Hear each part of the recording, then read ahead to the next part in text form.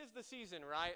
Of awesome Christmas carols. And how many of you guys are already jamming out to Christmas music and having an awesome time? Yeah, I really, really enjoy. Hey, good job, band, by the way. Thank you, guys. Can you give them a hand for rocking the Christmas tree song?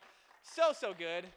So for the record, like some of those songs are really, really hard to do, and so it was awesome. Really, really love the spirit. So it's this season. I don't know if you guys notice that I'm wearing a name tag. How about that? In this season, we've become very aware of this this altruistic idea of giving back, right? Like if you notice in this season, not only is it the season of getting your Christmas list together and your Amazon wish list and all that stuff, but then there's a heightened awareness. Like we just had Giving Tuesday, right, and Colorado Gives and all these things, and so there's a big push back to give back in this season. And I think part of it's because we become increasingly aware of how good a lot of us have it, and so we have a desire to give back.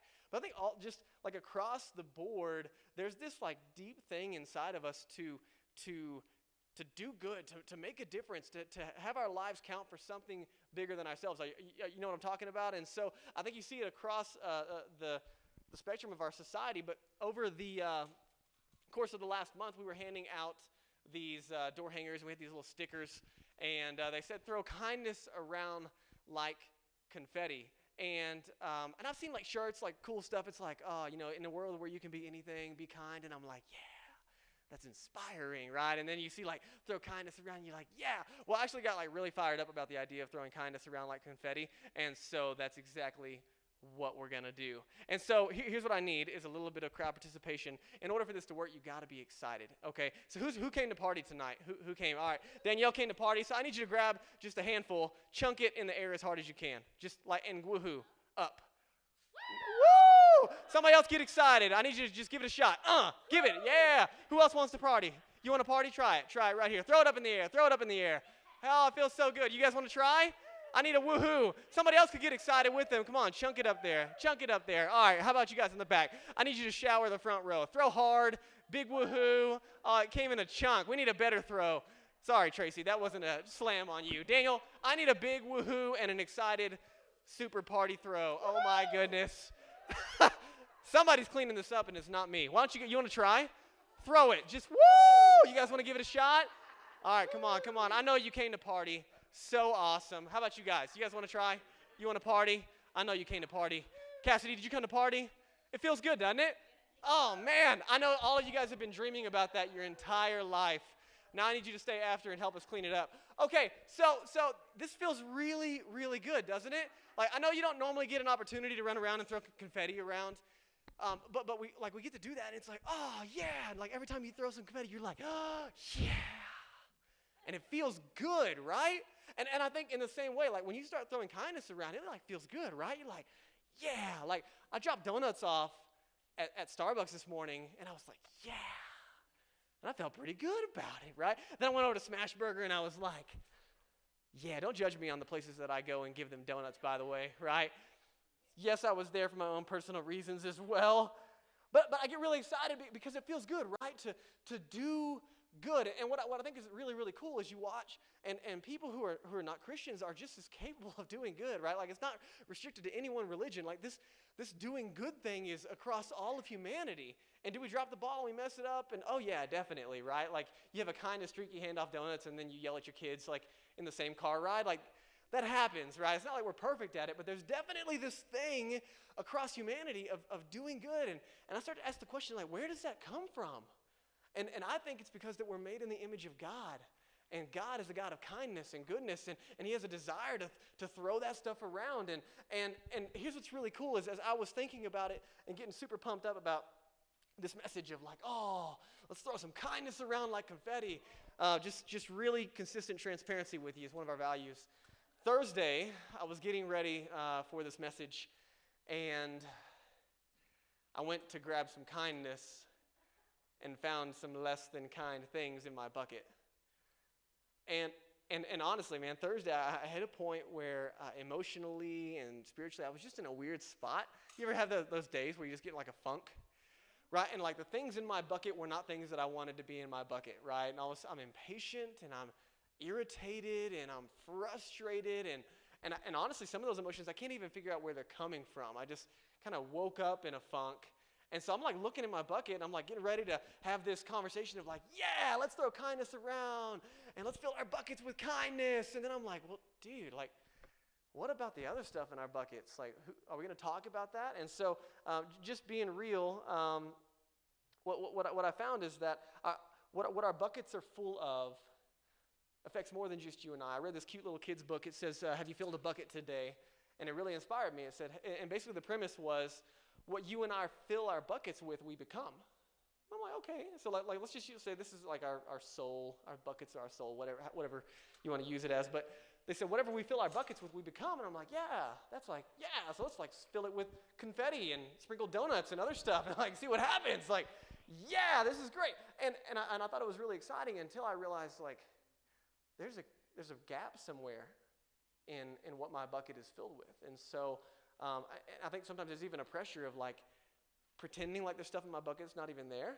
And in this season, we get stuck on paying attention to some stuff on the outside without dealing with what's going on the inside. And so I just wanted to take a second, and I went to Danielle and I asked her, I said, hey, what would be helpful? Like, if I was going to fill my bucket with something, what would you like me to fill my bucket with?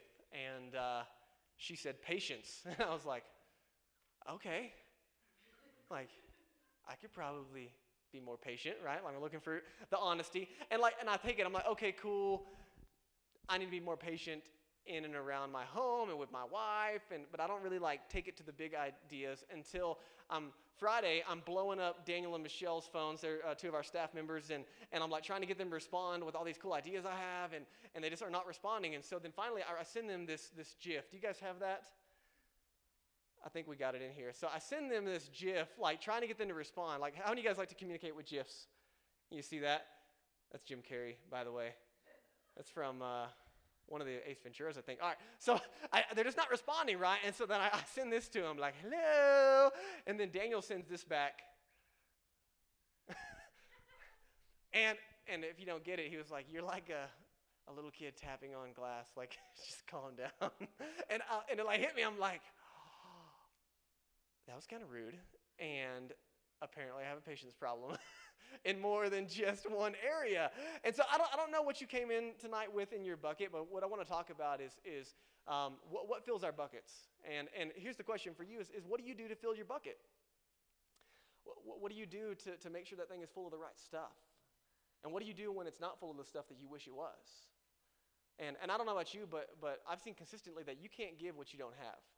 And if you try, normally it's got some broken pieces in it. And what I find is frustrating is that there's moments when I can throw kindness around out of my bucket, and then I'll be impatient, right? And out of the same bucket, I can throw love, and then I can throw irritation. Out of the same bucket, I can throw peace, and then all of a sudden it's full of anxiety. And out of the same bucket, I can have some self-control, and then all of a sudden my emotions are off the handle. And I'm like, man, like, what do I do with this junk in my bucket that I don't want in there? And again, here's what I found, is that the stuff in my bucket doesn't just affect me.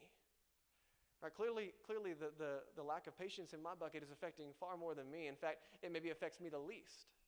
And so here's the helpful conversation I wanted to have is in the season of let's throw some kindness around like confetti, and let's do this kindness challenge together.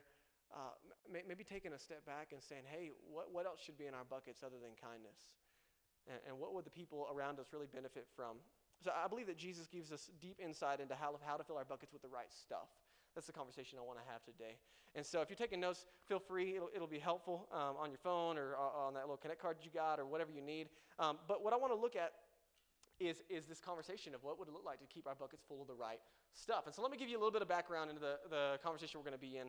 So in the screen, in a minute, there's going to be a letter that we're looking at called the book of Galatians. Now, Galatia was a city in modern-day Turkey, and there was a letter written to an early church. So you got a bunch of people meeting Jesus. They start this church. They're all new followers, and they're in like modern-day Turkey, and there's this guy that writes a letter to them. Now, what's funny is that the guy that wrote this letter that we're about to look at, his name is Paul, and he used to be this super hyper-religious guy that was actually like so hardcore religious that he was killing early Christians. He was like trying to shut down the church. And so this Jesus movement starts.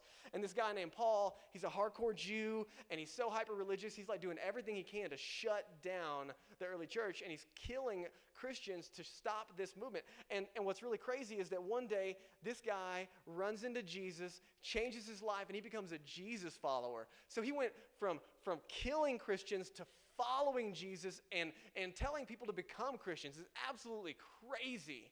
And so what I want you to see is we're going to have a conversation around religion versus a relationship. That's really the tension that we're looking at as we talk about our buckets. And what's really cool is as he's writing this letter, what's ironic about the conversation we're about to have is that this letter is to this church, and you got a bunch of really new followers of Jesus. And so they're not like super seasoned in any of what they know. And so there's some really religious people around these early Christians that are trying to add all these extra rules, like, hey, you need to follow Jesus and do X, Y, and Z, and they're adding all these rules. And Paul is writing to actually tell them that they're full of junk and like, hey, no way, like, don't listen to these guys. They're crazy. They don't know what they're talking about. You don't need anything but Jesus. You don't need the extra rules. And so it's really ironic that the coin is flipped, and he used to be that guy. And now he's writing this letter to remind them, hey, Jesus is enough. You don't need to add anything else. And what's really, really cool is the message that he's trying to remind them of is it's simple. Like, hey, listen, Jesus came. He lived a perfect life. He died on the cross. He was buried. He rose again, and he did that for humanity, that anyone who would trust in him can have life. And that's it. There's no catches. There's no list of things to follow or also you need to do all these other X, Y, and Z. And what's really awkward is in this letter, the big problem, like, that these religious people are causing is like, hey, yeah, Jesus is great. Like, man, we love Jesus. He's awesome. But you also need to be circumcised. Now, that's weird in general, but in this season, right, you got Jews who, most of them would have been circumcised, but a lot of Gentiles, a lot of non-Jews are starting to follow Jesus, and they would not have been. And so this is not like a contextually relevant one in our society. Circumcision is pretty common, but you got to imagine, you've got like teenagers and young adults and old men starting to follow Jesus, and you got these religious people come in and say, hey, yeah, you want to follow Jesus? That's awesome. He's great. But if you really want to make God happy, you also need to be circumcised. I'm out. See you later, right? No anesthetic. Sharp rocks, right? I don't know about you, but if that's what it takes to follow Jesus, see you later, right? And so I just want you to see the pressure that's happening. And these early Christians, some of them are being confused because they're like, oh, maybe we should listen to these guys. And so part of it's pushing people away from Jesus altogether. And I think, man, it's possible that some of you have heard the message of Jesus inconsistently, and you've heard Jesus plus a bunch of other stuff, and it's probably pushed you away from what it actually means to have a relationship with Jesus. And I want you to know that hopefully the conversation today clarifies a little bit of this. Now, what the modern day equivalent, like these guys are adding all these lines, and I want you to see that religion is always drawing lines. Like, you got to box it in here, and don't do this, and don't do that, and make sure you're over here, and make sure you do some of these things. And there's all these lines that religion would draw. And I want you to know that what made Jesus such an amazing guy is he came and he was crossing all the lines. Right? He was just making every religious person mad in his area because he crossed all of the lines. And I want you to see the message of Jesus is not drawing lines, but it's crossing lines to get to people. And Jesus loves humanity. It's really, really cool. So some modern day equivalents like okay, the message is not circumcision, but maybe for you, you've heard like, okay, to make God happy, you've got to go to church, or you've got to give money, or you need to read the Bible, or you need to pray a lot, or you need to be a good person to make sure you don't kill anybody, or you need to make sure you don't cuss a lot, or at least not around certain people, or not when you're in church, because that's when it really matters, or you need to make sure that you don't have any fun. That's really what it means to have a relationship with Jesus. Don't have fun, right? And I don't know what your list of things has been when it's come to a relationship with Jesus, but I want you to understand that is completely, utterly false. And we're going to see why here in just a second. And here's the real message of today, is that Jesus is looking at these religious people, and he says, guys, there's not enough external performance that you and I can do to fix the internal problem. And religion constantly is focusing on the externals and rarely deals with the internal, because it's a lot easier to be honest, to throw kindness around than to deal with why my heart is messed up. It's a lot easier. And honestly, the more I throw kindness around, the better I feel about myself. And what you're going to find is that religious activity on the outside creates pride. How many of you guys, well, don't raise your hands, but odds are you know someone who maybe you would call religious, or maybe they're a follower of Jesus, and they're pretty prideful and arrogant. Or you know somebody that knows somebody, right? Or like odds are you know or have heard of people who are religious and come off really prideful and arrogant. And I want you to understand, maybe they have good intentions, but a lot of times what happens is religion actually causes us to be prideful, because the more external actions we do on the outside, it makes us feel pretty good about ourselves. Like, man, I'm a pretty good person. And if I do more than you, then I'm probably a better person than you are. And Jesus says, yeah, man, you're looking at the wrong side of the bucket. There's not enough on the outside that's ever going to get you into a right relationship with God. We got to deal with something on the inside. So check this out. In verse 5 of Galatians chapter 5, well, we see this conversation. So I kind of did all the preface so that we don't have to read the whole letter. Okay, so we're just going to look at just 2 verses here. But Paul's writing, and he's talking to these early Christians, and he says, hey, we who live by the Spirit, followers of Jesus, he says, we who live by the Spirit eagerly wait to receive by faith the righteousness that God has promised to us. Now, there's like a mouthful of stuff in here that probably makes no sense. So we're going to break it down really, really quick so that we can actually bring some application. But he says, we who live by the Spirit. So the conversation about the bucket, right? Like how do we get this good stuff in our bucket and make sure that it's consistently coming and get rid of the bad stuff? And he says that there's this thing that happens when you follow Jesus. Jesus promises to send the Spirit of God into your life. So he doesn't just make you better. The message of Jesus is he actually completely makes you new. So at 15 years old, I started following Jesus, and he made me new. Like not just different, not just better, but new. And not perfect. Don't hear new and perfect, but hear new as in different. And so he's saying that we who live by the Spirit, go back. My bad. We who live by the Spirit eagerly wait to receive by faith the righteousness that God has promised to us. So here's what that means. The faith conversation is really where it gets at. Faith is just another word to say trust. So when we talk about having faith in Jesus, we're talking about trusting that Jesus is who he said he was, and that he would do what he said he was going to do. And so he says it's not by anything else. We said by faith. We can't earn it, right? You simply trusted Jesus for it. So check it out. This word righteousness, right? It's a really weird word. I don't know if you ever used it like in a sentence. I don't know that I have, other than right now. But it doesn't mean like a really good person or a really, really religious person. It literally means a right standing with God. Okay, and so Jesus, the whole message is that he came to bring a world far from God back to God in relationship, right? And so it's by trusting Jesus that what he did on the cross was enough to bring me into a right relationship with God. And Paul is saying, listen, there's nothing we can do to earn it. There's nothing we can do to deserve it. It's simply something we trust Jesus to give us. It's something we receive. So here's the first point that I want to get across to us this morning, is that as we're having this conversation about our bucket, it's this, that faith gives you a new bucket. Faith gives you a new bucket. You see, so how do I get the right stuff in my bucket and make sure that right stuff is coming out? Well, the first part of the conversation, I think, is looking at it and saying, man, our buckets, they've got holes in them, right? And at 15 years old, basically, I was like, all right, my bucket's jacked up. and here's the deal. You might not, like, I don't know if you're a follower of Jesus in the room or not, and I hope this is a safe place for you to explore spiritual conversations and Jesus, but the reality is whether or not you think you need Jesus, none of us are perfect in the room, right? And so let's just use it. I mean, all of our buckets have got holes in them. And so the message of Christianity is, okay, I got holes in my bucket. Religion says, all right, patch those holes. Let's patch them up, duct tape and some other stuff, and let's make sure that our buckets are less leaky. And Jesus said, you know what, that's not going to work. Why don't you just take my bucket? That's the message of Christianity. That's the message of Jesus. He says, man, you just need a new bucket. Why don't you take mine? Jesus' bucket doesn't have any holes in it, right? And so here's the beauty of this conversation, is that faith gives you and I a new bucket. There's nothing we do to earn it, right? We don't beg Jesus, oh man, I really want a new, or I got to go to church a lot to get a new bucket, or do I get that in the mail? Do I have to pay postage? Like, how do I get a new bucket? And the answer is just by faith. All right, Jesus, you said you give me a new bucket, I'll take it. I'll try that bad boy out, swing it around for a few days, see how it looks on me, right?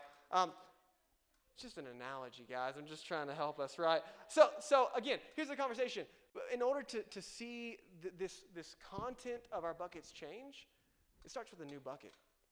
And so some of you in here, honestly, man, the message is you just need to ask for a new bucket. And I get it, man. You're like, I don't even know if I believe in God. I'm not even sure that I'm willing to believe that Jesus is who he said he was. I get it. But I want you to understand that religion is constantly working on the outside. And Jesus is inviting us into a relationship. And he says, hey, I'll give you a new bucket. You can just have mine. You don't have to earn it. You don't deserve it. but I love you, and it's yours. All you got to do is ask for it. So that's the first one. I hope that's helpful. But again, I think religion's going to cause us to focus on the outside. Hey, do all these things. And Jesus said, man, what you need is internal transformation. The inside is what matters the most.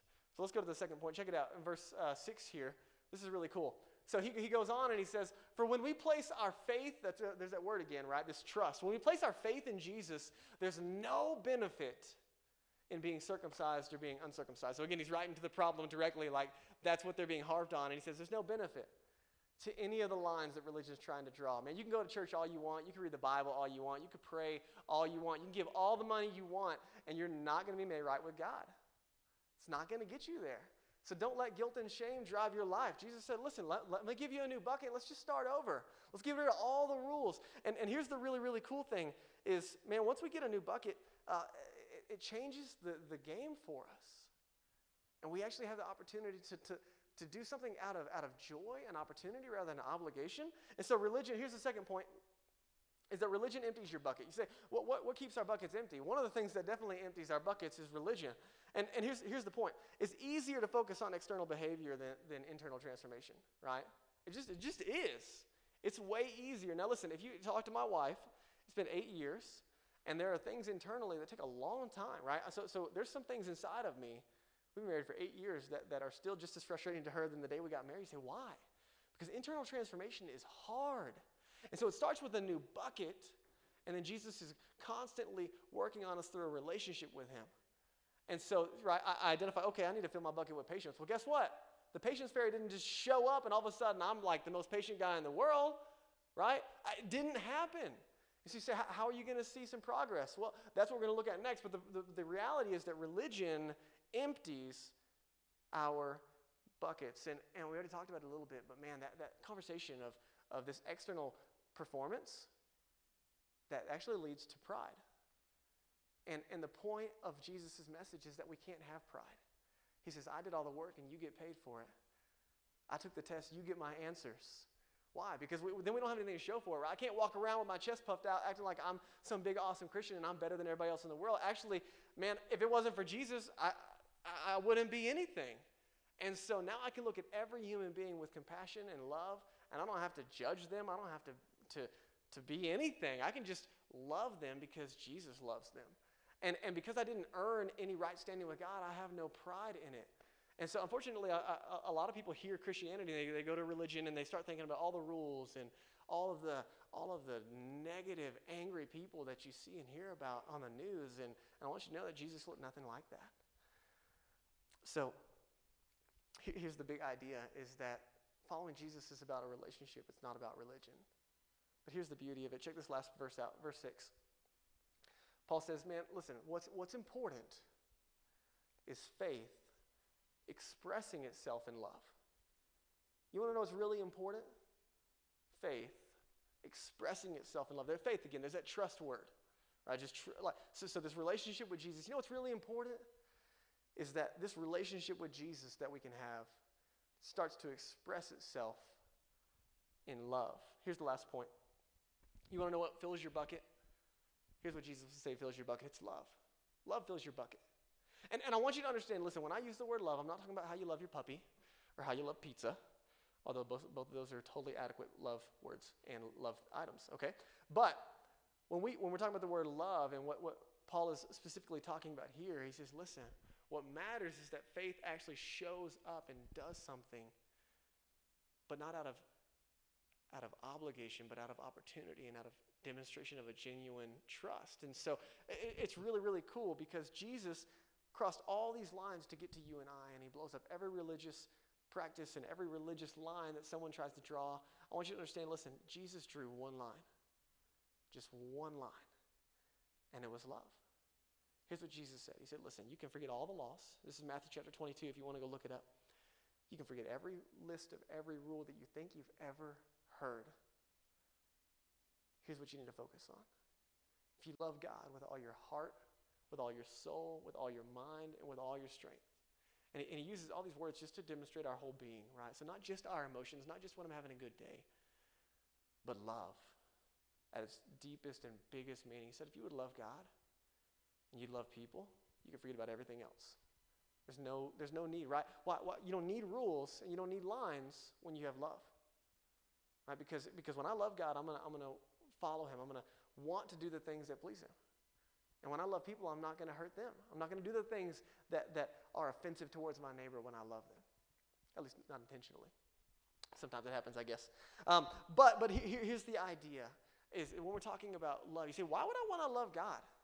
I think that's a really good question. Is if love fills my bucket, why would I want to love God? Here's the deal: is it's not like trying to muster a love for God. It's a love in response to God's love for you and I. You see, what changed my life at 15 years old was not a shiny new bucket that someone offered me, separate from this reality that Jesus loved me. And Jesus talked about it. And in Romans 5, we see that we love God because He first loved us. So I want you to understand, I don't love God because I'm afraid that He's going to smash me if I don't. I don't love God because I'm afraid of what will happen if I don't. I love God because He loves me. And I want you to know the same invitation for you and I to love God is simply in response to His love for us. You say, how do I even know if God cares? That's the message of Jesus. That's the message of Christmas. That Jesus was born. He lived a life that you and I couldn't live. He died on the cross, the death that you and I deserve, and He rose again. All to bring us back into a right relationship with God. And Jesus is not about religion. He's about relationship. And He invites us into that simply through trust. It's beautiful. You say, okay, so let's say I'm willing to give this thing a shot. I'm gonna try to respond to the love of God, and that message is meaningful, and so I'm gonna trust Jesus. What does it look like? Well, if I start to love God, then I start to love the things that He loves. Right? And so if God loves people, all of a sudden I find myself motivated to love people in a different way than I had before. And all of a sudden, Jesus is starting to fill our buckets with things that we can't naturally do ourselves. And so, man, as we go into this kindness challenge, I didn't want to leave us inspired to fill our buckets with kindness without dealing with some of the other stuff that needs to be in our buckets, right? So here's the reality: is that maybe kindness is a great let's fill our buckets with kindness. But maybe your marriage needs some different stuff in your bucket. Or maybe your relationships and your dating need some different stuff. Or maybe your emotional health needs some different stuff in your bucket. And so I'm going to invite the band to come. They're going to throw on some pads, and we're going to enter into a response time. And in this moment, guys, it's just a time to respond just personally. And so as the band moves and they get up here and they're going to throw some pads on just so we can take a moment, we're going to have a little bit of response time and then sing some songs at the end of this thing. But I want to bring you back to the simple message that what really matters is faith expressing itself in love. That's why over and over again we say that, man, we want to be a church in the city and for the city. If our faith is only putting on a service one time a week, then it's not genuinely making a difference around us. And so here's the invitation. You say, man, what is it that you need in your bucket? Maybe you're here and you walked in and you say, man, I need a lot more than kindness in my bucket. Me too. And here's the deal. Jesus promises to fill our bucket with things that you and I can't fill on our own. So I got one more verse for you. Sorry, guys. Can you guys go back to that? One more verse. Just to encourage you. So this is the promise of Jesus. You guys can throw the pads on while we're talking about this. So right here, Jesus promises. You say, man, what is it that you need in your bucket? Jesus promises that when we trust Him with our lives and start a conversation and a relationship with Him, that He starts to do something in us through these verses. Sorry, guys. Can you guys give me that again? Oh, okay. Well, then just give it back to me. I'm sorry. I'm like killing our sound booth guys back there. You guys just give them. I know, I'm making your life hard. So go back to that verse real fast for me. Yeah, you can kill the pads. I want to show you guys this. This is the promise that Jesus gives us of what can fill our bucket. He said, man, the Holy Spirit can produce this kind of fruit in our lives. This stuff. Love, joy, peace, patience, kindness, goodness, faithfulness, gentleness, and self-control. He says there's no law, there's no lines. Because love produces these things. And so maybe you walked in here and you need some of that in your bucket, me too. And I want you to know that Jesus invites us to that relationship, that He promises to fill our bucket with these things. And so this kindness challenge that we are going into over the next 22 days, I hope that it serves as a reminder for you and I, not just to fill our buckets with kindness, but to fill our buckets with the right stuff. The stuff that's going to make a difference in the lives of those around us. And you know what? I'm probably just going to carry this bucket around for the next 20 days, no matter what kind of eyeballs I get everywhere I go, just to remind me, whatever kind of reminder you need to fill your bucket with the right kind of stuff. Here's the last thing. I heard Bob Goff say that people don't just grow where they're planted. They grow where they're loved. And if you're like me, filling your bucket is a little more difficult than sometimes we give it credit for. And I want you to know that this is a place, man, we're trying to build community where you're loved. That sometimes it takes community and accountability to fill our buckets with the right stuff consistently. And although Jesus promises to fill it, we really need people around us who love us and will help us be consistent in what we know that Jesus is talking to us about. And so, man, I hope that you're encouraged that Jesus is inviting you into a relationship, not into religion. And so as we do this response time, they're going to sing some songs for us. And I want to invite you to respond however is appropriate for you. So if you want to stand and sing, if you want to sit and bow your head, if you want to do whatever to respond and think about what's going on in your heart and mind, I encourage you to. And that connection card, we're going to go to the response time right now. They got 60 seconds on the clock. I'd like you to pick that up right now and take 60 seconds and fill that out for two reasons. Number one, so that every Connect card that gets turned in, even if you've done it before, we can give $5 to our feeding center in the Philippines. We'd love to do that in your honor. But number two, just to respond appropriately with what's going on in your heart and your mind. And so maybe you say, man, Drake, I need a new bucket. I want you to know, man, there's a place on there where you can say, I want to follow Jesus, and we'll help you take those next steps. Maybe you say, man, I want to get baptized. I want to follow Jesus publicly. Man, you can check it there. You might have some other stuff going on. Like, man, I just want to know more. I'd like you to take some moments right now. Whether you need a new bucket, whether you need to trust Jesus to continue filling your bucket with the right stuff, just take a moment on that card, respond. And at the end of this timer, the band is going to lead us in some songs. They're going to invite you to stand. Really grateful that you guys took the time to be with us today. Grateful to share this message with you, and excited to sing with you at the end of this time. Thanks, guys.